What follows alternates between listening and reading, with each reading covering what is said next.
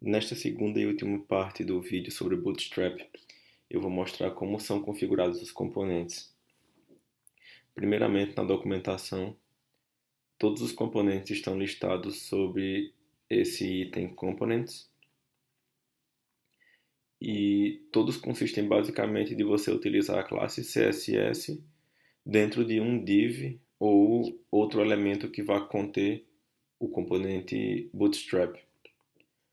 O resultado final que eu quero alcançar neste vídeo é esta interface aqui, que é a interface de uma aplicação de gerenciamento de tarefas, onde você pode incluir tarefas através desse botão aqui, depois de digitar o título da tarefa aqui. As tarefas possuem uma data e possuem um estado de feitas ou concluídas ou não concluídas ainda. Além disso, as tarefas podem ser excluídas. Nesse momento, essa interface não funciona e em outro momento, quando eu estiver apresentando a biblioteca React, eu vou mostrar como adicionar um comportamento dinâmico à interface. Bom, inicialmente, só relembrando os conceitos que eu expliquei no vídeo anterior. Todo o layout dessa interface ele deverá estar dentro de um div com a classe container. O viewport é a própria tela do usuário, seja ela de um desktop ou de um dispositivo móvel. Então, por padrão, o container, nesse caso aqui, ele seria o container fluid, aqui está errado.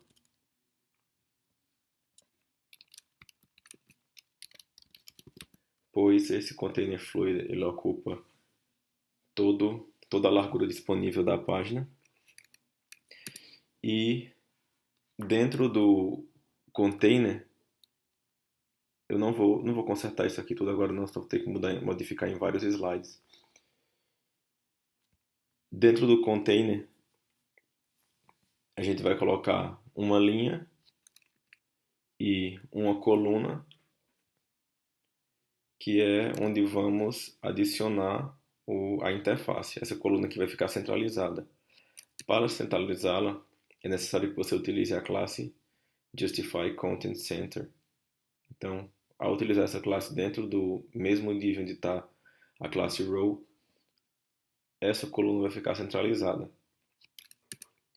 E depois disso, adicionamos o formulário e o list group, que vai conter a lista de tarefas. O formulário ele é composto da seguinte forma. Dentro do elemento form eu tenho um form row, um div form row, e dentro do div form row eu vou ter uma coluna que vai se redimensionar automaticamente ocupando a largura da página e uma coluna automática. Na verdade, essa coluna ela vai ocupar todo o espaço disponível para ela que não foi ocupado pela coluna de largura automática. Então, iniciando, sim, faltou falar também do list group. O list group ele é um div da classe list group e cada um dos itens é da classe list group item.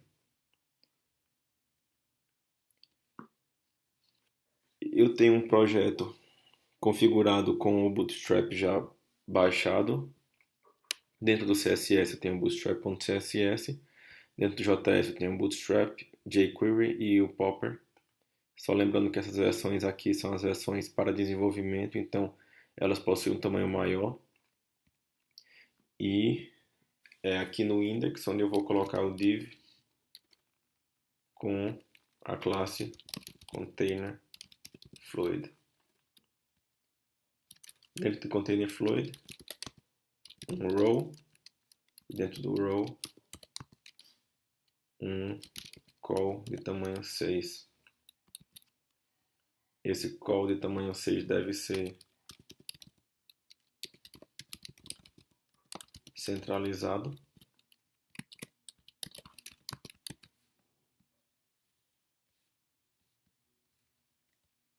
E aqui está. Verificando com as ferramentas de desenvolvedor, você vê que o call 6 ele está de fato centralizado. Agora, passando para os outros componentes. Dentro do call 6, eu tenho um form. Dentro do form, eu tenho um div form row. E então, dentro desse form row, eu tenho outro div, onde vai ficar o input, do tipo texto, cuja classe é form control, e o placeholder, que é aquele texto que aparece antes de você digitar o conteúdo, é título ou tarefa. Então isso é o que a gente tem no momento.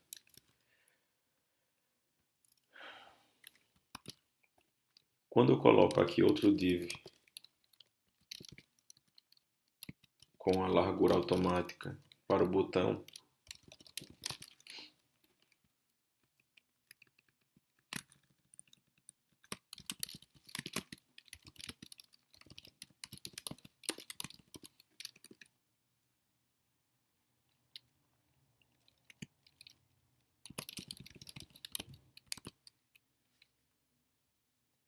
é assim que vai ficar.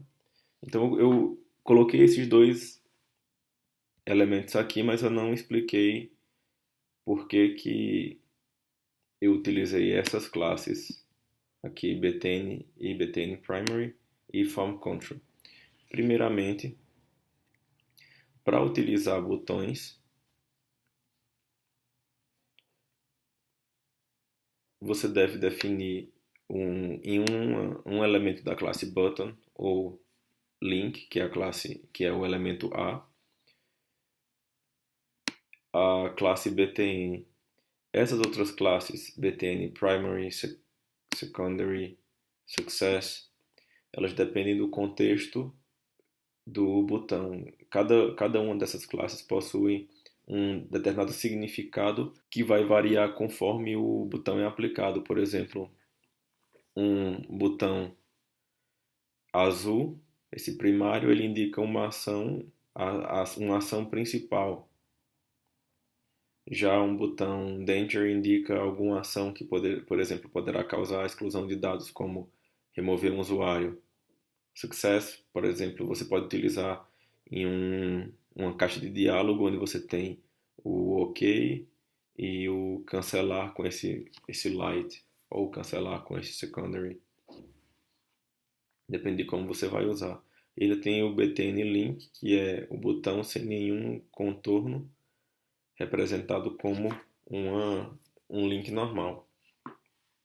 Então utilizei btn e btn primary para obter esse botão azul. Ainda há outras classes de configuração do botão, como por exemplo esses outline buttons,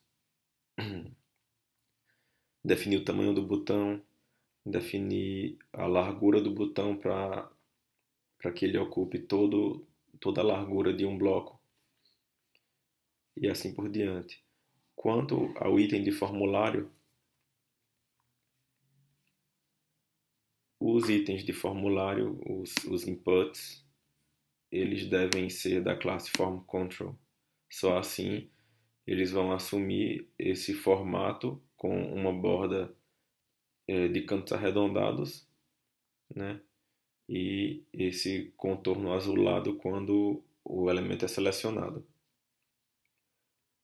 Então, voltando para cá, a gente tem o input e o botão. Eu ainda tenho esses elementos na minha página com a borda superior, encostando na borda superior da página. É necessário colocar uma margem aqui em cima para fazer com que os elementos eles não encostem na borda superior. É para isso que eu vou utilizar uma classe dessas classe de utilitários para evitar que eu mexa diretamente no CSS. Então aqui na classe nos utilities tem classe especial de espaçamento, que é essa daqui. Você define da seguinte forma: se você quer modificar a margem do topo da página, por exemplo, você vai definir a classe mt e o tamanho que você quer para essa medida. Então, esses tamanhos eles variam de 0 a 5, onde 0 é 0,25 rm, aqui deixa a documentação, e 5 é 0,3 rm.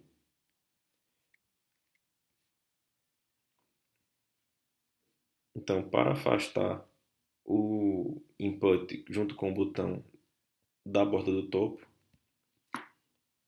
eu vou afastar todo o conteúdo, então por isso eu vou colocar aqui no container, dizendo que a margem do topo é 3.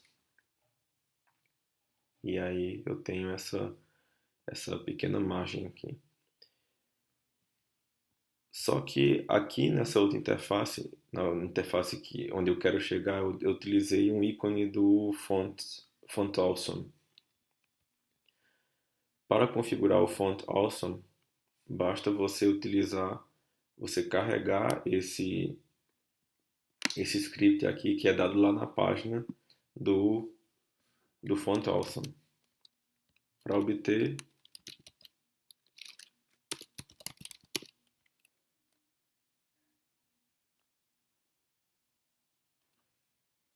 obter aquele script, você vem aqui em Get Started e aqui você copia esse código. Aqui não é um script, aqui é o CSS, mas é porque isso aqui mudou desde a última vez em que eu baixei. Você pode ver que aqui eu tenho a versão 5.09 e aqui é a versão 5.010. Então eu vou copiar esse código, colar no lugar desse. E para usar o ícone do Font Awesome, eu vou utilizar a marcação i e a classe você obtém pesquisando pelos ícones aqui nessa parte da página. Então, por exemplo, eu quero um ícone de adicionar. Eu vou procurar o ícone plus, que é esse. Ao clicar no ícone, aqui embaixo tem as instruções de uso. Então, eu tenho o elemento i da classe FAS, FA+. Então, eu vou utilizar esse elemento aqui. E está aqui o ícone. O próximo passo é adicionar o list group. Eu já adicionei o formulário. O próximo passo é adicionar o list group. O list group vai ficar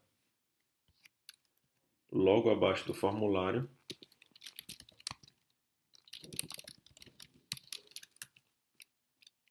E cada um dos elementos do list group vai ser um list group item.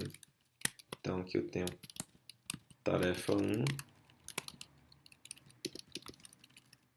tarefa 2 e 3.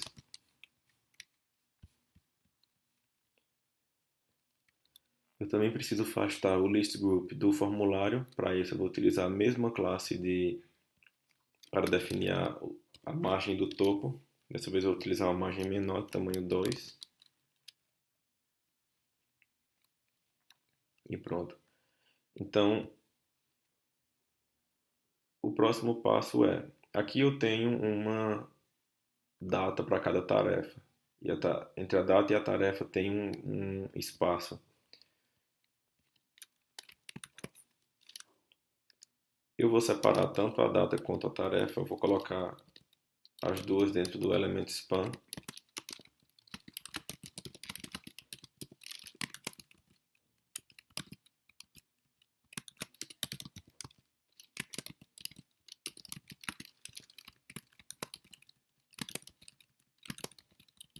para que eu possa controlar o espaçamento entre elas, utilizando as classes de espaçamento que o Bootstrap me fornece. Então, eu tenho atualmente isso daqui. Se eu adicionar nesse elemento tarefa 1, nesse elemento tarefa, uma classe ml5, por exemplo, estou definindo aqui a margem esquerda, eu vou adicionar um espaçamento entre o texto tarefa e a data. Vai ficar assim. Depois disso, falta colocar o grupo de botões. Então, para adicionar um grupo de botões, aqui em componentes, button group, basta eu juntar todos os botões que eu quero que façam parte do grupo. O grupo de botões, ele tem essa seguinte visualização, né? Então pego os botões e cerco com um div da classe btn group. Então, como vocês podem ver, todo toda a semântica e comportamento dos elementos em Bootstrap são definidos através das classes. Então aqui eu uso um div da classe btn group e aqui eu vou colocar um button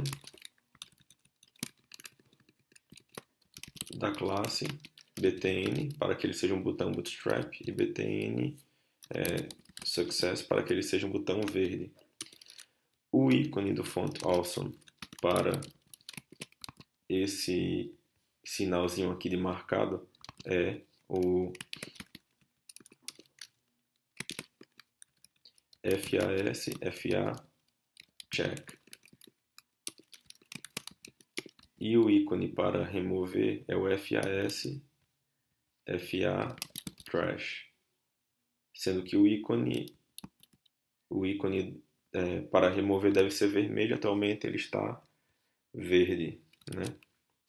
Então, aqui para que ele fique vermelho, eu vou utilizar btn danger.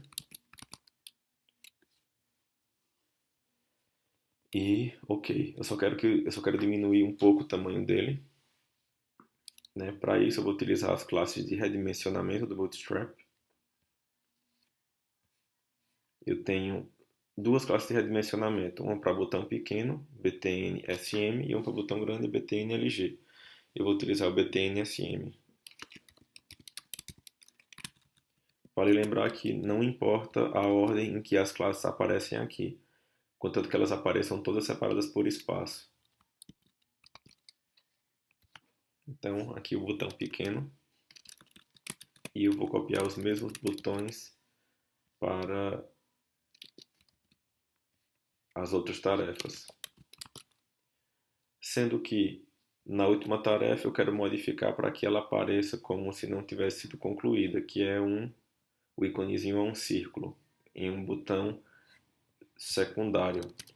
Então, aqui o botão vai ser secondary e aqui o ícone é um circle. Sempre que você precisar saber qual o ícone do Font Awesome, é só chegar lá na interface de busca e procurar o circle.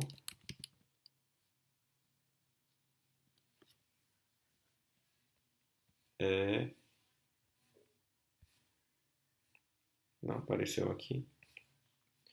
Vou procurar por dot, que é mais fácil. Então, esse daqui é o circle. Então, eu tenho os botões, só que eles ainda não estão na mesma posição que eu mostrei aqui, né? Na interface concluída. Para isso, eu preciso utilizar uma classe utilitária float, que vai fazer com que os elementos flutuem, né, entre aspas, na esquerda ou na direita. float left para a esquerda, float right para a direita. Então eu vou utilizar esse float right para fazer com que o meu grupo de botões fique à direita. Então aqui, float right. Aqui, quanto nesse. E nós temos nossa interface concluída. Fiquem atentos para o próximo vídeo que eu vou gravar, que nesse vídeo eu vou detalhar como adicionar o comportamento dinâmico utilizando o React. Eu vou apresentar uma introdução bem rápida ao React e como você faz para utilizar o Bootstrap junto com o React, dando o comportamento dinâmico de digitar o nome de uma tarefa aqui, adicionar, marcar como concluído ou não, marcar como excluir a tarefa e assim por diante. Então, até mais.